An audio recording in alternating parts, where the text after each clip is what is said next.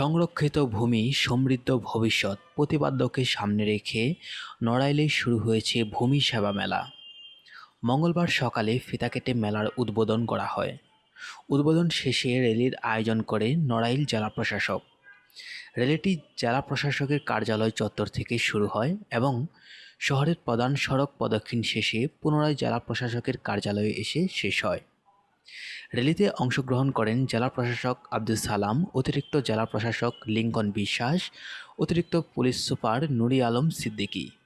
এছাড়াও স্থানীয় সরকারের উপপরিচালক জুলিয়া সোকাইনা, অতিরিক্ত জেলা প্রশাসক আহসান মাহমুদ রাসেল, জেলা প্রশাসক হুসনে আরাত তন্নি ও ভূমি অফিসের কর্মকর্তা কর্মচারী সহ শিক্ষা প্রতিষ্ঠানের শিক্ষক ও শিক্ষার্থীরা এ র্যালিতে অংশগ্রহণ করেন।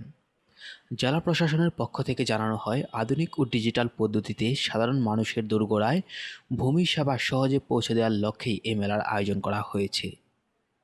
মেলা চলাকালীন নাগরিকরা নামজারি, খতিয়ান, ভূমি উন্নয়ন কর প্রদান করতে পারবেন। এছাড়াও ভূমি সংক্রান্ত বিভিন্ন ডিজিটাল সেবা ও সরাসরি পরামর্শ গ্রহণ করতে পারবেন। ভূমি মন্ত্রণালয় ও জেলা প্রশাসকের যৌথ আয়োজনে এই মেলা চলবে আগামী 3 দিন, যা সর্বসাধারণের জন্য উন্মুক্ত থাকবে। নিউজ ডেস্ক, আপন দেশ।